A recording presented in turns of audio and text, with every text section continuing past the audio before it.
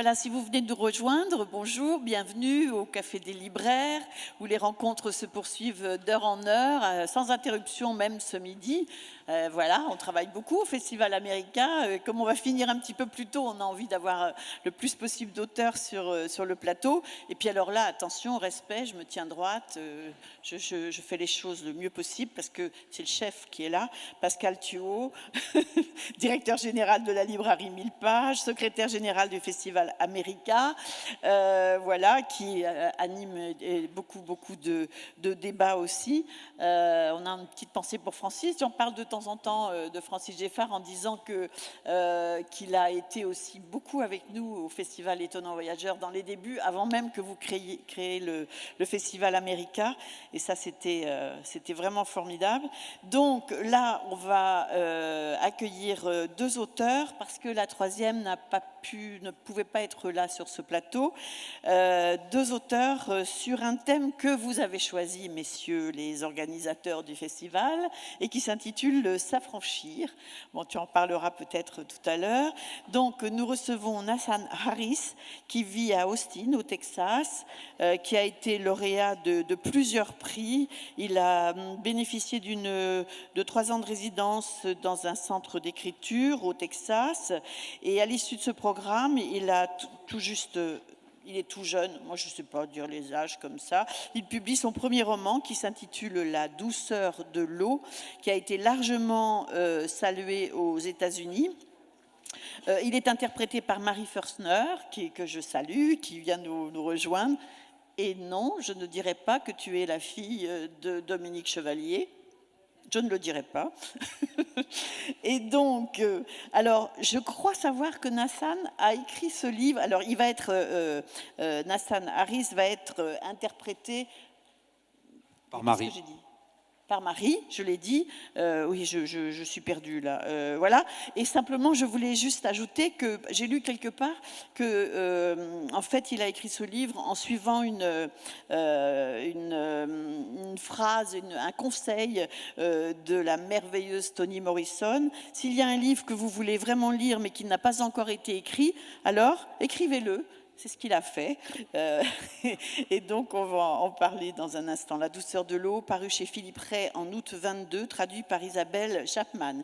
Et puis, à côté de Pascal, Ta-Nehisi Coates, qui a d'abord été journaliste, écrivain, correspondant à The Atlantic pendant 10 ans, où il s'occupait des affaires nationales, des violences raciales. En 2008, il a publié un essai autobiographique sur son enfance à l'ouest de Baltimore, Le Grand Combat.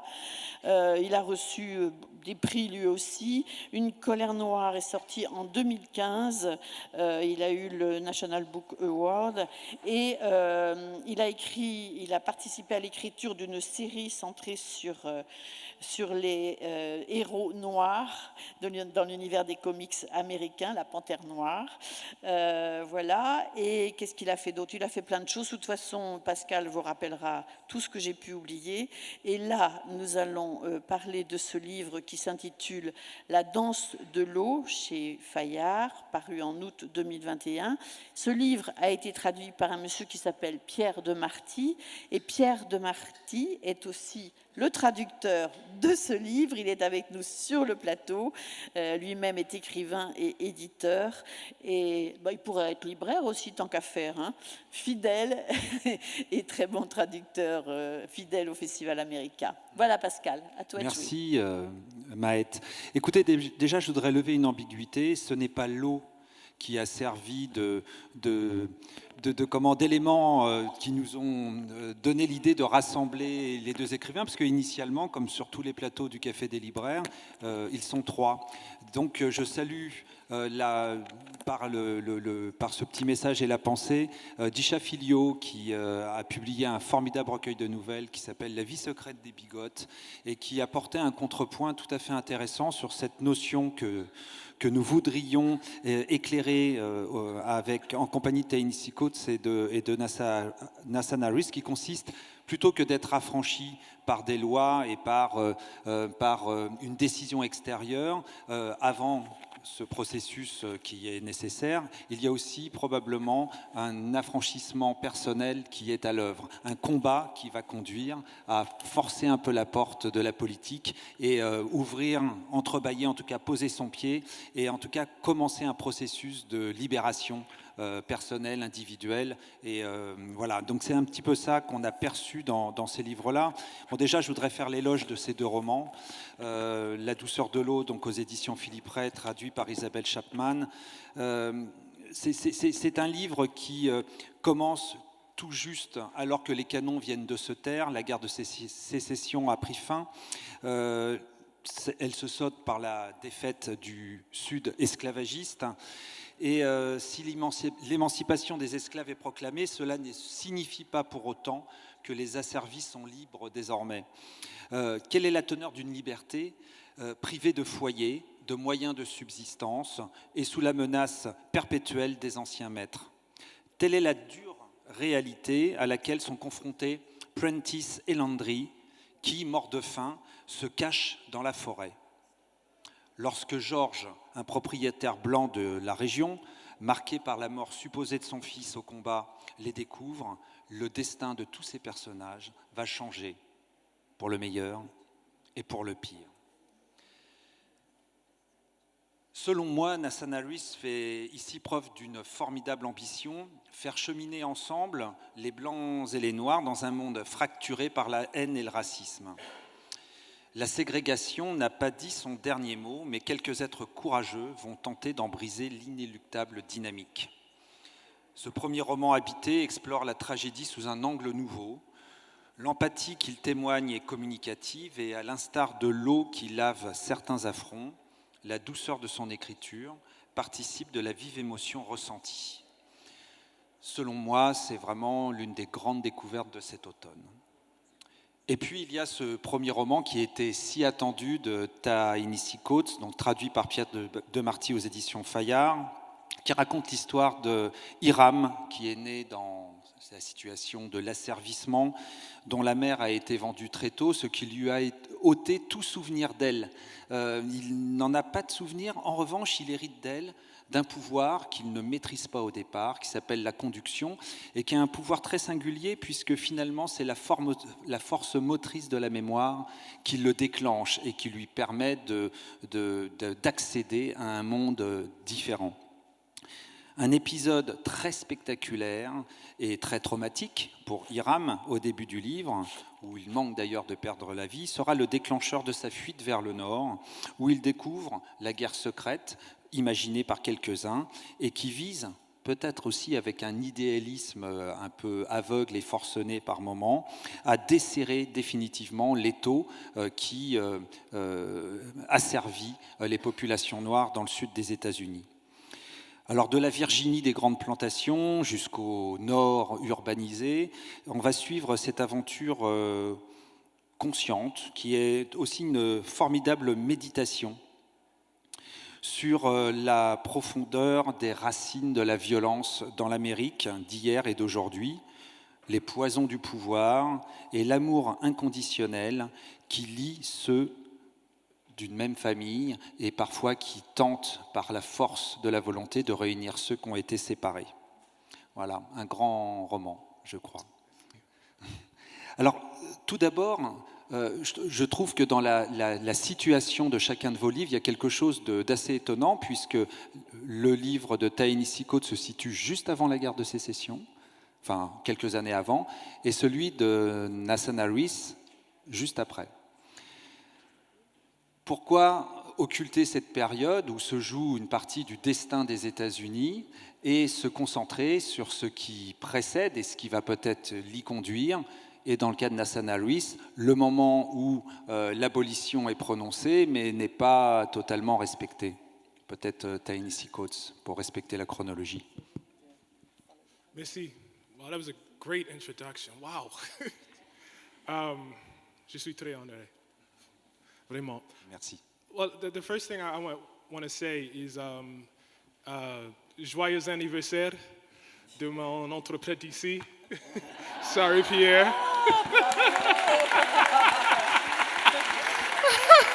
Bon anniversaire. And I had to say that because Pierre has been. I mean, what is this? This is our fourth, fifth panel. I don't know. I know, but he did such a great translation of the book, and I'm so grateful to him. And I actually have never been able to say this publicly, but it's one thing for someone to be able to interpret your words, the rhythm. You're gonna have to translate my praise of you. See, you're gonna have to. Yes. Et tu peux tout traduire, hein, Pierre, même ça. Hein. Mais nous non plus, on comprend pas bien. Peut-être que j'ai essayé en français. Ok. Mais c'est un peu mal. Mais Pierre il a traduit pas seulement les mots, mais le rythme les mots, le rythme de la phrase. Et pour moi, il y a de sens dans le rythme. Le rythme est très, très important pour le livre, la danse de l'eau, pour le sens de la danse de l'eau. Donc, pour une traduction comme ça, je suis très, très, très, très honoré. Merci Pierre. Ah, c'est formidable qu'un auteur rende hommage à son traducteur comme ça. Ça, c'est mon cadeau pour toi. I had to make up for embarrassing him. I think it's very interesting because the notion of freedom for African Americans is always it's not a clean one. Even though we think of the Civil War as this kind of clean break and the legalization for what was the word, Pierre, again? Affranchissement. That's my new. I'm studying first. That's my new French word for the day. Affranchissement. So we think of that period as this kind of clean break, but in fact it wasn't. Obviously, you have the period of slavery. You have the Civil War, which at least marks legal emancipation, but honestly, after that is a very, very, very rich period, and I think you could have picked before or after, because even then, African Americans are fighting for a freedom that means the same for them as it means for other people who get to claim citizenship. So that's a very, very rich territory to be writing in. So I'm not surprised to hear that at all. For me personally, in terms of choosing the era before the Civil War or leading right up to the Civil War, I came up reading comic books and adventure stories, and I think you're shaped by the literature of your early life. At least I was very much shaped by the literature of my early life. And so when I would read stories, when I started researching La Danse de l'eau, when I would read stories about it, about the Underground Railroad, for instance. And frankly, when I would read histories about enslavement from the perspective of the enslaved, it struck me as this great adventure story. I mean, here you have somebody like a Harriet Tubman, who was born into slavery, as a child sent out into the woods to work, grows strong enough to, work a team of oxen, gets hit in the head by this weight, has this sleeping spells, but when she comes back, she has this power to, lead all of these groups of people, of enslaved people out of slavery. It struck me as a great adventure. The story of Frederick Douglass, which to spare Pierre, I won't go into too much depth with. But the story of African Americans, and I'm sorry, I don't want to sound too cliche, but from the perspective of African Americans, it is America's great heroic mythology. We go all the way to the mythology of Great Britain and the UK, for Middle Earth and Tolkien, to look for elves, to look for orcs, to look for goblins, but it's right there in America. The problem is the goblins and the orcs are the people that run the country. That's the real problem. You know what I mean? But if you can turn it, and I don't mean that in any sort of literal racialized sense, but I mean that in terms of the role that they've played in the history of the country.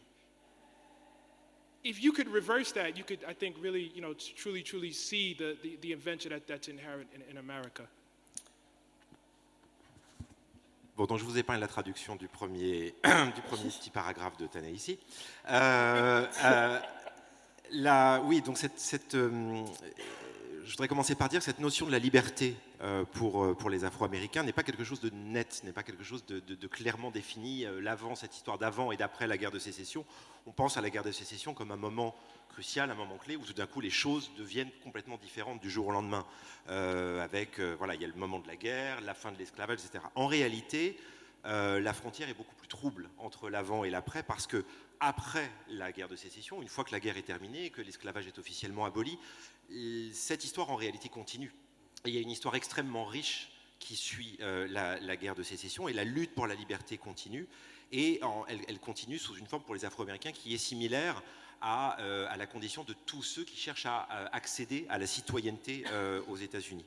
Donc pour moi, pourquoi j'ai fait le choix de situer mon roman juste avant la guerre de sécession, ça vient en réalité de mes lectures d'enfance, mes toutes premières lectures. Moi, j'ai été très influencé par mes lectures, notamment des comics, des bandes dessinées, et je pense qu'on est fondamentalement formé par ces premières lectures.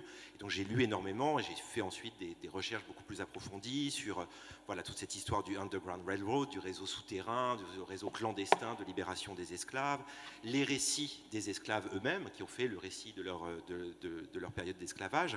Et moi, quand j'étais jeune, quand je lisais ces livres, ces récits, j'y voyais avant tout des grands romans d'aventure. C'était pour moi des grands récits d'aventure. Je pense notamment à un personnage qui est Harriet Tubman, qui apparaît dans le livre, dans La Danse de l'eau, elle-même qui est donc née dans les fers, qui a eu un accident menant des troupeaux, qui s'est fait cogner la tête, qui suite à ça avait rentré dans des espèces de transes, qui ensuite a mené tout un peuple hors de l'esclavage. Il y a d'autres personnages comme Frederick Douglass, etc. Et tous ces personnages, en fait, je ne veux pas sombrer dans le cliché, mais ils forment pour moi notre vraie grande mythologie héroïque américaine. Si on va du côté européen ou du côté britannique, on va avoir de la mythologie qui nous emmène vraiment dans des territoires complètement autres. Quelqu'un comme Tolkien qui nous emmène dans le territoire des gobelins, des elfes, des orques, etc. Mais nous, aux États-Unis, la différence, c'est que cette mythologie-là, des gobelins et des elfes et des orques, elle est là, elle est réelle, puisque ce sont eux qui nous dirigent, en réalité. Donc, ce sont eux qui ont le pouvoir. Donc, si on peut, nous, inverser cette perspective et voir dans ces personnages, avant leur affranchissement, les vrais héros de notre mythologie, moi, c'est ça le point de vue que je voulais donner dans ce roman. Alors, comme le disait Ta-Nehisi, la frontière est trouble entre le moment où la guerre, soi-disant, permet la liberté, et c'est justement là que commence votre livre, à ce moment crucial où la loi existe mais n'est absolument pas respectée. Des lois nouvelles vont émerger, il y a les Black Codes, les lois Jim Crow qui vont découler des Black Codes. Pourquoi ce choix ? Quelles sont les lectures qui vous ont nourri, vous, Nassan, pour avoir en tête l'idée de ce livre et en tout cas explorer cette période très étrange et à bien des égards très inquiétante ? I mean, I read a lot of books about, the Civil War itself, and a lot of them are just about, the generals and the tactics and whatever that may be. And what I wanted to focus on was this particular moment right after the war where, as Ta-Nehisi was saying, freedom is so tenuous and slippery. And, we just did a panel on hope, and I don't have a lot of hope for our country, but I guess what I have is faith, and I want to find perhaps moments in time, moments in our history where, the world was open to African Americans. And I guess what I saw was maybe in these few days right when they were freed, when that gate opened and you could go, you could do whatever you wanted. What would that be like? What would they be thinking of? And again, I tried to just inhabit, Prentice and Lander's soul, I guess, in a way, and think of what I would do and what they might find. And at its heart, maybe there's a naivete to even think they could accomplish much, considering what would come and forces that they faced against them in the world I created in the town, Old Ox, and in the real world and what happened to African Americans as time went on. But no matter what, I just wanted to inhabit them in those few days and see what I could come up with.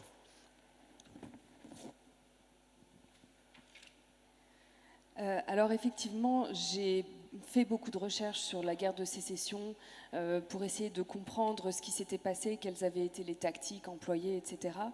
Mais si j'ai choisi la période qui suit immédiatement la fin de cette guerre, c'était pour voir ce que c'était justement que cette liberté qui était un concept si ténu et si incertain.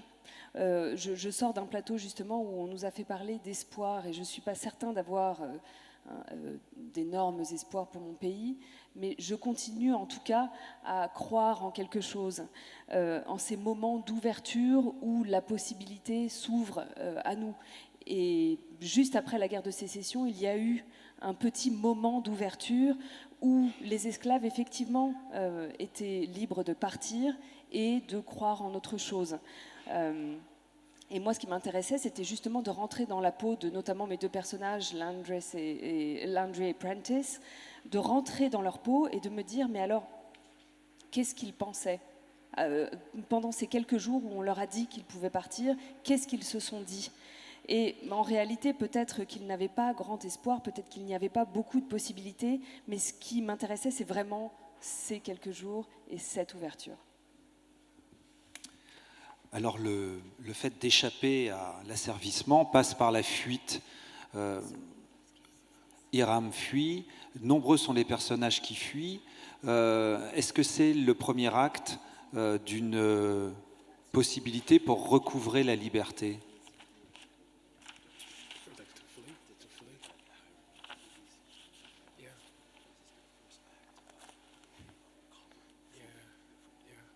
No, that's a great question.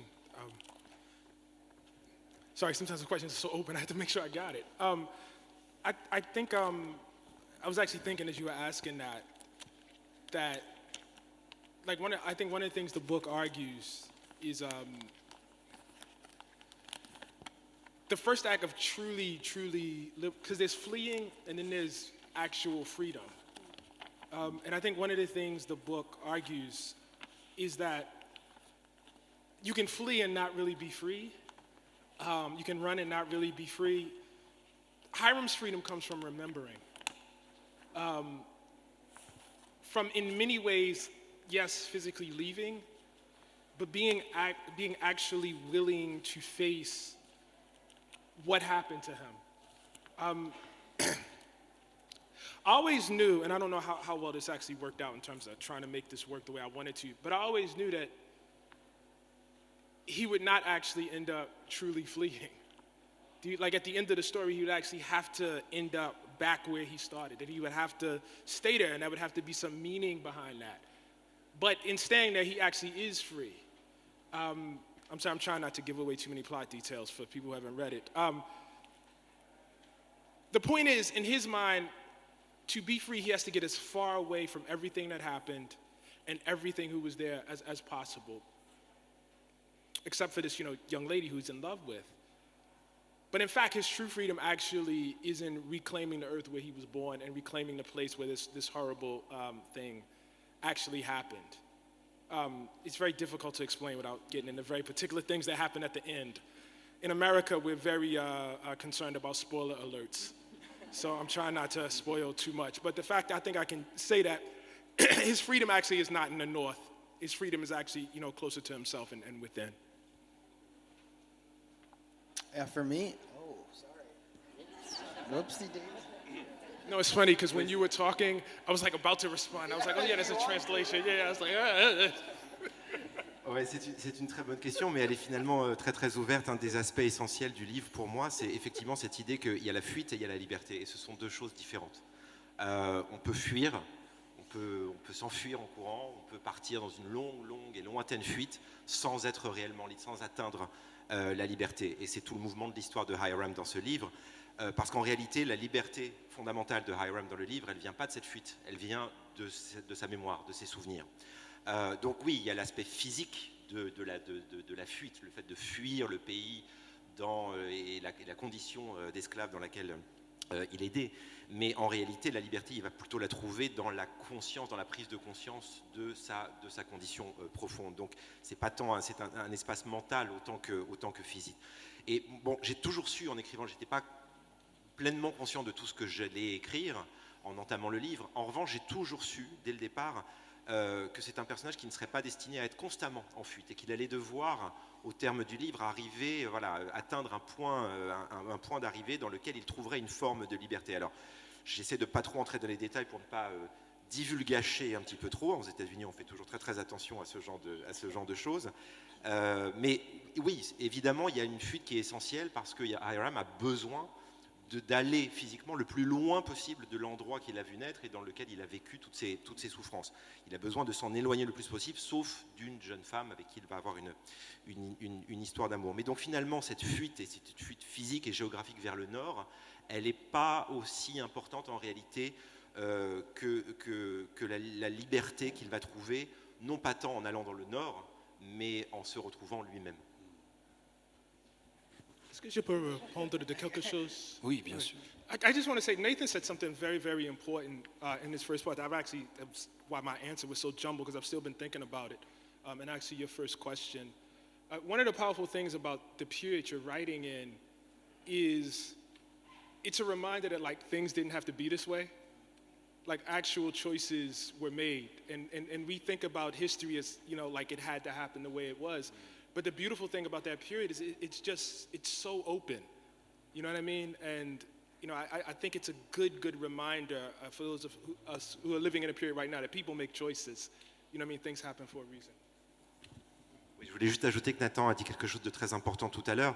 Ce qui est passionnant dans cette période spécifique de la guerre de sécession, et avant et après, c'est que c'est une période qui nous sert de rappel pour qu'on comprenne que les choses ne devaient pas forcément, nécessairement se passer ainsi. On a toujours un peu une vision de l'histoire comme quelque chose d'inéluctable, et les choses devaient en être ainsi. En réalité, il y a des choix qui ont été faits. Toute cette période repose sur des choix qui ont été faits, et c'est encore le cas aujourd'hui. Donc cette période nous sert de rappel pour montrer à quel point l'histoire est quelque chose d'ouvert et qui dépend aussi des choix qu'on fait à tel ou tel moment crucial de notre parcours ensemble. For me, escaping, you read these slave narratives, and the idea of escaping is, of course, very big. And it's the underpinning of my novel as well, is that they want to go north. But because of where I set it, the days immediately after the Civil War ends, what's more important to them is just surviving, honestly, the core need. They want to be left alone. They want to just have a moment, for Landry, one of the two brothers, he's very close to nature. He finds this pond, and he just wants to be at that pond and be one with it, and find peace. And for Prentice, he wants to have his pride restored to him. He wants to be able to, experience the world in a way where he can, keep his back straight and keep his head high, and have people meet him as a man and not as a slave. So I think in my book I was trying to dig deeper on an emotional level and try to just imagine, those core wants that these two brothers would, seek after before they even had the chance to escape. And I don't want to give any spoilers away either about whether or not they leave or not. but yeah, I guess when I was writing it, that was a big focus of mine as well, and I think that's also important to keep in mind. Alors effectivement, la fuite est un élément très très important de la période, surtout dans le contexte de l'esclavage, et c'est bien sûr un des fils conducteurs de mon roman, puisque on sait que les esclaves, après cette période, sont très largement partis dans le Nord. Mais ce que je voulais explorer, et qui est beaucoup plus immédiat, c'est cette notion de survie, c'est-à-dire que, voilà, ils étaient libres. Comment allaient-ils faire pour survivre? Ils voulaient être seuls, et enfin prendre le temps de se remettre. Pour Landry, un des deux frères, Il est particulièrement important de se reconnecter à la nature. Il découvre une petite mare et il a besoin de s'en rapprocher pour se sentir mieux, pour retrouver un peu de paix. Quant à Prentice, son objectif à lui, c'est de enfin pouvoir se tenir debout, la tête haute, et qu'on le prenne enfin pour un homme et non plus seulement pour un esclave. Donc moi, ce qui m'intéressait, c'était vraiment de creuser ces émotions-là, voir ce qu'ils ressentaient à ce moment précis, quels étaient leurs besoins profonds, avant même d'envisager la fuite. Et alors là, je ne vais pas donner de spoiler, hein, mais vont-ils fuir, ne vont-ils pas fuir ?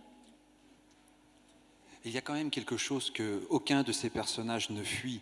Je voudrais juste faire une petite parenthèse. On est là face à des personnages de chair et de sang qui sont profondément bouleversants, qui nous chamboulent, qui nous touchent à l'intérieur, que ce soit Prentice et Landry, que ce soit Hiram, que ce soit tous ces personnages qui sont là. Et pourquoi nous touchent-ils autant ? Parce qu'on sait bien avec eux qu'il y a quelque chose qu'on ne peut pas fuir, c'est le passé, c'est la mémoire, c'est les souvenirs. Et ces souvenirs sont attachés à quelque chose de très particulier, c'est la perte des siens, la rupture des liens familiaux à cause du système esclavagiste qui sépare les familles, qui permet la vente des enfants et des adultes. Donc on peut fuir au bout du monde, mais on ne peut pas fuir ce qu'on a perdu. These questions are so good. Y'all are on another level in terms of this whole festival. I guess it helps if you read the book. Wow, that's the first good step. I think one of the ways that the period of enslavement is understood is probably on its whole. Well, this is a period where you can't, you work for somebody else, and you can't obviously be paid for that work. Somebody else takes the profits for that work. I think the physical torture is probably written about, like when you think about the symbols of slavery, you think about the whip, you think about the chains. But probably, like when I went to do my research and went to read, as many slave narratives as I could to write what I ended up writing, the thing that enslaved people focused on above all was the destruction and the separation of family. It was like the most traumatic thing. It wasn't, my master, whipped me. Like that was bad, that was always bad, and that was brought out.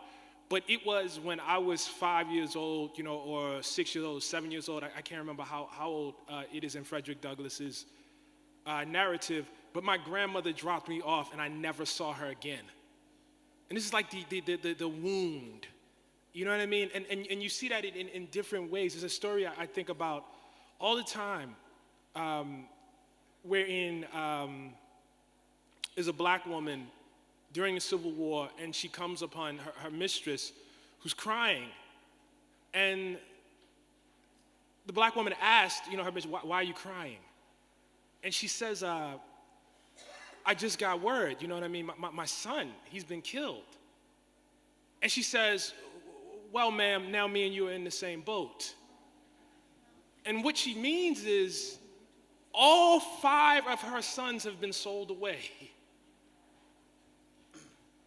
You have to imagine an era without the internet. You know what I mean? You can't go on Facebook and track down, lost connections. There are no cell phones. There are no telephones, period. For your child, for your mother, your father, whoever, cousin, close friend, mate, to be sold away was about as close to death as you actually got. And this was industry in America.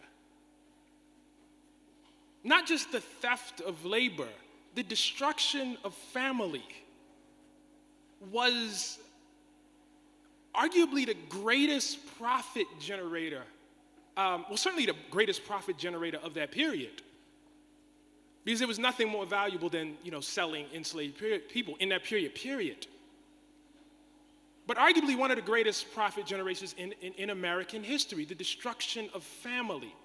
And I really, really wanted to focus on that because in the dialogue around race in America, there's always this notion that black people don't value family. And you're being told that by the descendants of people who broke families for a living. And I thought it was like great power. And I was really struck by what Nathan was saying earlier about how, his protagonists, his characters, they just want to be left alone. It's such a powerful, can you please not sell my son? Can you please not sell my, like really, really, really basic things. But in fact, white supremacy, the slavery of that period was actually premised on the violation of those sorts of things that we take for granted right now. And so I really, really wanted to root the book in that. Encore une fois, vraiment, les questions nous mettent à un niveau assez incroyable. C'est le cas vraiment dans tout ce festival. Et bon, j'imagine que ça aide que vous ayez lu les livres auparavant. Donc, pour revenir à cette période de l'esclavage, effectivement, on voit tout. On envisage l'esclavage est souvent envisagé à travers le prisme du vol du travail. Voilà, on travaille pour quelqu'un qui ne nous rémunère pas et qui utilise cette force de travail sans contrepartie. Et puis, on insiste aussi beaucoup dans les récits historiques de l'esclavage sur l'aspect physique de la souffrance, de la torture. Quand on pense esclavage, on voit des objets, on pense aux fouets, on pense aux chaînes. Mais moi, au fil de mes recherches, quand j'ai écrit ce livre et que j'ai lu énormément de récits de captivité, je me suis aperçu qu'en réalité, ce dont les esclaves parlaient le plus souvent et la chose sur laquelle ils se concentraient le plus, le traumatisme essentiel pour eux, c'était pas tant, bien sûr, il y avait la souffrance physique, mais il y avait cette séparation, la destruction de la famille, la perte de ses proches. Et voilà, bon, pour revenir au personnage de Frederick Douglass, qui raconte qu'un jour sa grand-mère l'a déposé, il avait environ 5 ans, et il ne l'a plus jamais revu. Et elle est là la blessure la plus douloureuse, elle est là la blessure fondamentale. Il y a cette autre histoire d'une femme noire qui un jour va voir sa esclave qui voit sa maîtresse blanche en larmes, et elle lui dit pourquoi vous pleurez, et la maîtresse blanche lui dit mais je viens d'apprendre que son fils a été tué pendant la guerre, et l'esclave noire lui dit madame, voilà, vous et moi maintenant on est dans le même bateau parce que ses 5 fils ont été vendus. Et ça, il faut arriver à l'imaginer. C'est une période où on ne peut pas rechercher les gens qu'on a perdus. Il n'y a pas Facebook, il n'y a pas de portable, il n'y a pas de téléphone tout court. Et ça, c'est vraiment l'expérience la plus proche qu'on puisse faire de son vivant, de ce qu'est la mort. C'est au-delà même de la souffrance. On approche vraiment au plus près de ce que peut être la mort. Et il faut avoir conscience qu'aux États-Unis, à cette époque-là, c'est une véritable industrie. Ce vol du travail, de la force de travail et la destruction, la séparation des familles, c'est ce qui a généré le plus de profit pour les maîtres esclavagistes. La vente des esclaves a énormément rapporté d'argent, c'est vraiment le cœur de l'esclavagisme. Et donc moi, je voulais dans mon roman vraiment mettre l'accent sur cette dimension, parce qu'aujourd'hui encore, dans tous les débats, le dialogue autour des questions raciales aux États-Unis, la notion de famille vient en avant, et on entend souvent des gens dire que voilà, dans la communauté afro-américaine, les Noirs américains ne se soucient pas vraiment des valeurs familiales. Et ça, c'est un reproche qui est fait par des gens qui sont les descendants de ceux qui ont gagné leur vie précisément en détruisant les familles afro-américaines qui, pour reprendre les propos de Nathan, effectivement, n'avaient qu'une seule envie, très basique, très simple, c'est de dire laissez-nous tranquilles et s'il vous plaît, ne vendez pas mes enfants. Donc, c'est de ça dont j'avais envie de faire prendre conscience à travers ce récit. I don't think there's anybody in the world who can speak on the horrors of slavery like Ta-Nehisi, so I will just try to speak on it in terms of how I put it into my fiction. And it's one of the most difficult parts. I mean, it's just traumatic. It's hard to write about. It's a lot. It's overwhelming at times. But again, it was this idea of trying to find a glimmer of hope in the fiction, even if it's not based in reality. I mean, I have Prentice and Landry, the two brothers. What's driving them is this idea of finding their mother. And they talk about it. They have these fantasies. We can go house to house. We can look for her. And they both know. They both know they're not going to find her. But again, they hold on to that. There's another moment where George, the white landowner, is talking to Prentice about his son dying, and he's grieving. And he's using, Prentice as somebody to talk to about that. And Prentice starts listing off the people in his family who have been sold away, who have died in the fields. And, George, of course, doesn't know how to compute that. And you just try to find a way to put it into the story, to get it across to readers, and just how awful it is. But I think it's, on one level, impossible. I don't care how good of a novelist you are. The facts of history will overwhelm your fiction at some point. But, it's just your task to try. And all I could do is try.